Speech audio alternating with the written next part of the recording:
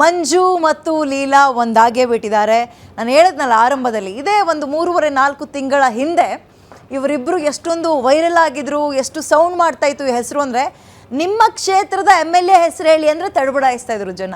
ಒಬ್ಬ ಸಿನಿಮಾದ ಹೀರೋ ಹೆಸರು ಹೇಳಿ ಅಂದರೆ ತಡಬಡಾಯಿಸ್ತಾ ಇದ್ರು. ಬಟ್ ಮಂಜು ಲೀಲಾ ಅಂದ ತಕ್ಷಣ ಅವರ ಒಂದಾದ್ರ ಮಕ್ಕಳಲ್ಲಿದ್ದಾರೆ ಹಿಂಗೆ ಕೇಳೋರು. ಯಾವುದು ಬೇಡ, ನಮ್ಮ ಗ್ಯಾರಂಟಿ ನ್ಯೂಸ್ನ ಕ್ಯಾಬ್ ಎಲ್ಲಾದರೂ ಹೋಗ್ತಾ ಇದ್ರೆ ಲೋಗೋ ನೋಡಿದ್ರೆ ಆ ಗಾಡಿ ಅಡ್ಡ ಹಾಕಿ ಕೇಳ್ತಾ ಇದ್ರಂತೆ, ಮಂಜು ಲೀಲಾ ಒಟ್ಟಾದ್ರ ಅಂತ. ಅಂದರೆ ಆ ಪ್ರಮಾಣದಲ್ಲಿ ಇವರಿಬ್ಬರ ಮೇಲೆ ಇಡೀ ರಾಜ್ಯದ ಕಣ್ಣಿತ್ತು. ಹಾಗಾಗಿ ನಾನು ಆರಂಭದಲ್ಲಿ ಹೇಳಿದ್ನಲ್ಲ, ಈ ಸುದ್ದಿಯನ್ನು ಮತ್ಯಾಕೆ ತೋರಿಸ್ತಾ ಇದ್ದೀವಿ ಅಂದರೆ, ಜಸ್ಟ್ ಸುದ್ದಿಯನ್ನು ಟಚ್ ಮಾಡಿ ಹಿಂಗಾಯ್ತು ಅಂತ ಹೇಳಿ ಹೋಗೋರಲ್ಲ, ಅದಕ್ಕೊಂದು ತಾರ್ಕಿಕ ಅಂತ್ಯವನ್ನು ಅದು ಕೂಡ ಒಳ್ಳೆ ರೀತಿಯಲ್ಲಿ ಕೊಡಿಸುವಂಥದ್ದೇ ನಿಮ್ಮ ಗ್ಯಾರಂಟಿ ನ್ಯೂಸ್. ನಾವು ವೈಂಡಪ್ಪಲ್ಲಿ ಹೇಳ್ತೀವಲ್ಲ, ಸುದ್ದಿ ಖಚಿತ ನ್ಯಾಯ ನಿಶ್ಚಿತ ಅಂತ. ಸೊ ಹಾಗೆ ನಡ್ಕೊಂಡಿದ್ದೀವಿ ಅನ್ನೋ ಹೆಮ್ಮೆ ನಮಗಿದೆ. ಓಕೆ, ಇವರಿಬ್ಬರನ್ನ ಒಂದು ಮಾಡುವಲ್ಲಿ ನಮ್ಮ ಪ್ರಯತ್ನ ಎಷ್ಟಿತ್ತೋ, ಕೊನೆಯದಾಗಿ ಅಲ್ಟಿಮೇಟ್ ಒಂದು ಒಳ್ಳೆ ಟಚ್ಚನ್ನು ಕೊಡೋದ್ರಲ್ಲಿ ಸಾಮಾಜಿಕ ಕಾರ್ಯಕರ್ತೆ ಸಂಧ್ಯಾ ಪವಿತ್ರ ನಾಗರಾಜನ್ ಅವರು ಕೂಡ ತುಂಬ ಶ್ರಮ ವಹಿಸಿದ್ದಾರೆ. ಅವರ ಮಾತುಗಳನ್ನು ಕೇಳಿಸ್ಕೊಳ್ತಾ ಇದ್ರಿ. ನಾವು ಪ್ರಯತ್ನ ಪಟ್ವಿ ಅವ್ರನ್ನ ಮಾತಾಡ್ಸೋಕ್ಕೆ. ಸೊ ಲೈನಿಗೆ ಜಾಯ್ನ್ ಆಗಿದ್ದಾರೆ, ನಾನು ಅವ್ರನ್ನ ಮಾತಾಡಿಸ್ತೀನಿ. ಸಂಧ್ಯಾ ಅವರೇ ನಮಸ್ತೆ. ನನ್ನ ಧ್ವನಿ ನಿಮಗೆ ಕೇಳಿಸ್ತಾ ಇದೆ ಅನ್ಕೊಳ್ತೀನಿ. ನಾನು ವಿದ್ಯಾ ಮಲ್ನಾಡ್ ಮಾತಾಡ್ತಾ. ನಮಸ್ತೆ ವಿದ್ಯಾ ಅವರೇ, ಹೇಗಿದ್ದೀರಿ? ನಾನ್ ಚೆನ್ನಾಗಿದ್ದೀನಿ. First of all thank you guarantee news and Vidya Malnad ಹಾಗೂ ರಾಧಕ್ಕ ಅವ್ರಿಗೆ. ಬಿಕಾಸ್ ಸ್ಟಾರ್ಟ್ಅಪ್ ಮಾಡಿದ್ ನೀವೇ. ಸೊ ಯಾರು ಕೊಟ್ರು ಅನ್ನೋದೆಲ್ಲ ಸ್ಟಾರ್ಟ್ ಮಾಡಿದಿರ. ಬಟ್ ಒಳ್ಳೆ ಅಂತ್ಯ ಆಗಿದೆ, ಕುಟುಂಬ ಒಂದಾಗಿದೆ, ತುಂಬಾ ಖುಷಿ ಇದೆ. But I want to thankful guarantee news for you and Radhakka. Okay, thank you ಅದಕ್ಕೆ. ಆ್ಯಂಡ್ ಎಸ್, ನಾನು ತುಂಬ ಪ್ರಶ್ನೆಗಳನ್ನು ಕೇಳಬೇಕು. ಯಾಕಂದರೆ ಇಡೀ ರಾಜ್ಯದಲ್ಲಿ ಈ ದಂಪತಿಗಳು ಸೌಂಡ್ ಮಾಡಿದರು, ಎಲ್ಲರೂ ಬಾಯಲು ಒಂದೇ, ಆಗಿದ್ದು ಹಾಳಾಗೋಗ್ಲಿ, ಗಂಡ ಹೆಂಡತಿ ಒಟ್ಟಾಗಿ ಮಕ್ಕಳು ಅನಾಥರಾಗ್ದಂಗಿದ್ರೆ ಸಾಕು ಅಂತ. ಸೊ ಆ ಒಂದು ಒಳ್ಳೆ ವೈಂಡಪ್ ಕೊಡುವಲ್ಲಿ ನಿಮ್ಮ ಪ್ರಯತ್ನ ನಿಜಕ್ಕೂ ಶಭಾಷ್. ಆ್ಯಂಡ್ ಥ್ಯಾಂಕ್ ಯು ಅದಕ್ಕೆ ಗ್ಯಾರಂಟಿ ನ್ಯೂಸ್ ಕಡೆಯಿಂದ. ಹೇಳಿ, ಹೆಂಗಿತ್ತು, ನಿಮ್ಮನ್ನು ಯಾರು ಕಾಂಟ್ಯಾಕ್ಟ್ ಮಾಡಿದ್ರು, ಯಾಕೆ ಈ ಸುದ್ದಿಗೆ ನೀವು ಕೈ ಹಾಕಬೇಕು ಅಂತ ಅನ್ನಿಸ್ತು? ಯಾರು ಕಾಂಟ್ಯಾಕ್ಟ್ ಮಾಡಿದ್ರು ಅನ್ನೋದಕ್ಕಿಂತ ಇದು ನಮ್ಮ ಊರ ಹತ್ರನೇ, ನಾನ್ ಬೇಗೂರಲ್ಲಿ ಇರೋದು. ಸೊ ಸ್ವಲ್ಪ ದೂರದಲ್ಲೇ ಇರೋದು ಸಂತೋಷ್ ಅವರು. ಸಂತೋಷ್ ತುಂಬಾ ವರ್ಷದಿಂದ ಗೊತ್ತಿರೋಂತ ಹುಡುಗ.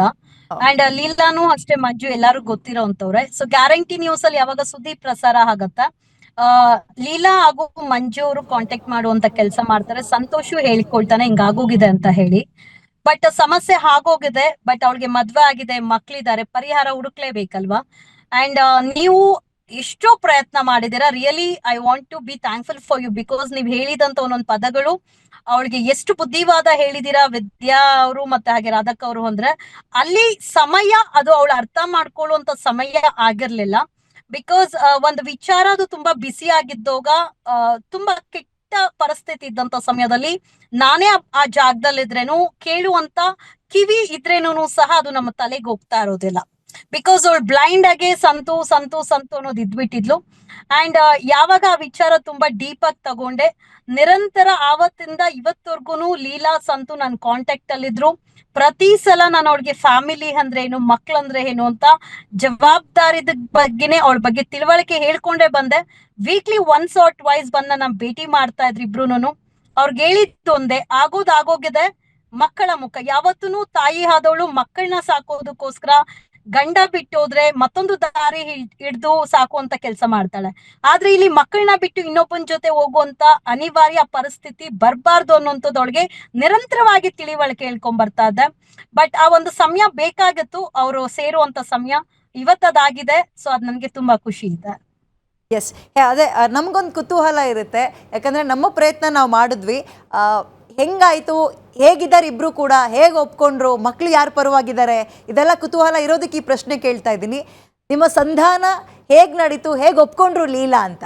ಯಾಕಂದರೆ ಜನ ಕೂಡ ಅದನ್ನು ಕೇಳೋಕ್ಕೆ ಬಯಸ್ತಾ ಇರ್ತಾರೆ. ಯಾವಾಗೂ ಅಷ್ಟೇ, ನಾವು ಖುಷಿದಲ್ಲಿರೋದಕ್ಕಿಂತ ದುಃಖದಲ್ಲಿದ್ದೋಗ ನಾವು ಜೊತೆಲಿ ನಿಲ್ತೀರಿ ಅಲ್ವಾ. ಸಾಮಾಜಿಕ ಜಾಲತಾಣ ನೀವು ಹೇಳ್ದಂಗೆ ಅತಿ ಹೆಚ್ಚು ವೈರಲ್ ಆಗಿದ್ದಂತ ಸುದ್ದಿ ಲೀಲಾ ಹಾಗೂ ಮಂಜುದು. ಕೆಲವರು ಅವ್ರಿಗೆ ಬೇಕಾಗಿದ್ದಂತ ರೀತಿಯಲ್ಲಿ ಟ್ರೋಲ್ ಮಾಡ್ಕೊಂಡ್ರು, ಪ್ರಚಾರ ಗಿಟ್ಟಿಸ್ಕೊಂಡ್ರು, ತುಂಬಾ ರೀಲ್ಸ್ ಮಾಡ್ಕೊಂಡ್ರು. ಯಾರೂ ಸಹ ಒಂದು ಮಾಡುವಂತ ಪ್ರಯತ್ನ ಸಾಮಾಜಿಕ ಜಾಲತಾಣದಲ್ಲಿ ಅನೇಕ ಜನ ಹೋರಾಟಗಾರರಿದ್ರೇನು ಎಲ್ಲ ಅವ್ರು ಎಂಟರ್ಟೈನ್ಮೆಂಟ್ ಮಾಡ್ಕೊಳ್ತಾ ಇದ್ರು ಹೊರತು ಜವಾಬ್ದಾರಿ ತಗೊಂಡಿರ್ಲಿಲ್ಲ. ಬಟ್ ಆ ಕೆಟ್ಟ ಕಮೆಂಟ್ಸು, ರೀಲ್ಸ್ ಟ್ರೋಲ್ ಮಾಡ್ತಾ ಇದ್ದು ಎಲ್ಲವನ್ನು ಲೀಲಾ ಗಮನಿಸ್ತಾ ಇದ್ಲು. ಅದರಿಂದ ಮೆಂಟಲಿ ಡಿಪ್ರೆಷನ್ಗೆ ಹೋಗಿದ್ಲು. ನಾನು ಒಂದೇ ಹೇಳಿದ್ದು, ಈ ಸಮಯ ನಮ್ದಲ್ಲ, ತಾಳ್ಮೆಯಿಂದ ಇರು, ಎಲ್ಲವನ್ನು ಸಹಿಸ್ಕೊ. ಇವತ್ತು ಯಾರು ನಿನ್ನ ಕೆಟ್ಟ ಕಮೆಂಟ್ಸ್ ಹಾಕಿ ತೆಗಿಳ್ತಾ ಇದಾರೋ ಅವರೇ ಒಳ್ಳೇದ್ ಮಾಡುವಂತ ಸಮಯ, ಒಳ್ಳೆ ಕಮೆಂಟ್ಸ್ ಹಾಕುವಂತ ಸಮಯ ಬರುತ್ತೆ. ನೀನು ನಿನ್ನ ಮಕ್ಕಳಿಗೆ ತಾಯಿ ಆಗಿ ಬದಲಾಗಿ ನಿನ್ನ ಗಂಡನ ಜೊತೆ ಸಂಸಾರ ಮಾಡಿದ್ರೆ ಮಾತ್ರ. ಬಿಕಾಸ್ ಮತ್ತೊಬ್ಬ ಯಾರು ಇವತ್ತು ನೇನೆ ಬಂದಿದ್ ಮೂರನೇ ವ್ಯಕ್ತಿ, ಅವ್ರು ಮೂರನೇ ವ್ಯಕ್ತಿನೇ. ಯಾವತ್ತು ತಾಳಿ ಕಟ್ಟಿರೋನೋ ಅವ್ನ್ ಕಷ್ಟನೋ ಸುಖನೋ ಅವ್ರಿಬ್ಬರ ಮಧ್ಯೆ ಇದ್ದಿದ್ ಒಂದೇ. ಅತಿ ಹೆಚ್ಚು ಪ್ರೀತಿ ಇದೆ ಮಂಜು ಲೀಲಾಗೆ. ಬಟ್ ಒಂದೇ ಒಂದು ಚಿಕ್ಕ ಅನುಮಾನ, ಇನ್ಸ್ಟಾಗ್ರಾಮ್ ಅಲ್ಲಿ ಒಬ್ಬನ ಪರಿಚಯ ಮಾಡ್ಕೊಂಡು ಫ್ರೆಂಡ್ ಮಾಡ್ಕೊಂಡು ಈ ಲೆವೆಲ್ಗೆ ತಂದು ನಿಲ್ಸ್ಕೊಂಡ್ಲು. ಬಟ್ ಇವತ್ ಲೀಲಾ ಬಾಯಲ್ಲಿ ಬರುತ್ತಾ ನಂಗೆ ಇನ್ಸ್ಟಾಗ್ರಾಮು ಬೇಡ, ಫೇಸ್ಬುಕ್ ಬೇಡ, ನನ್ನ ಮಕ್ಳು ನನ್ ಗಂಡ ಬೇಕು ಅಂತ. ನೀವು ಈಗ ಹೇಳಿದ ಮಾತನ್ನ 4 ತಿಂಗಳ ಹಿಂದೆ ನಾನು ಸ್ಟುಡಿಯೋದಲ್ಲಿ ಕೂರಿಸ್ಕೊಂಡು ಹೇಳಿದ್ದೆ. ಈಗ ನಿಮಗೆ ಸೋಷಿಯಲ್ ಮೀಡಿಯಾದಲ್ಲಿ ಬೇಡವಾಗಿರೋ ಕಾಮೆಂಟ್ಗಳು ಬರ್ತಾ ಇರ್ಬೋದು, ಬಟ್ ಈ ಕಾಲ ಸರಿದು ಹೋಗ್ಬಿಡುತ್ತೆ, ಜಾಸ್ತಿ ಇರಲ್ಲ. ಜನ ತುಂಬ ಶಾರ್ಟ್ ಮೆಮರಿ. ಅವ್ರ ಮನೇಲಿ ಇಂಥದ್ದೇನಾದ್ರು ಪ್ರಾಬ್ಲಮ್ ಆಗೋ ತನಕ ಮಾತ್ರ ನಿಮ್ಮ ಹೆಸರು ನೆನ್ಪಿಟ್ಕೊಂಡಿರ್ತಾರೆ.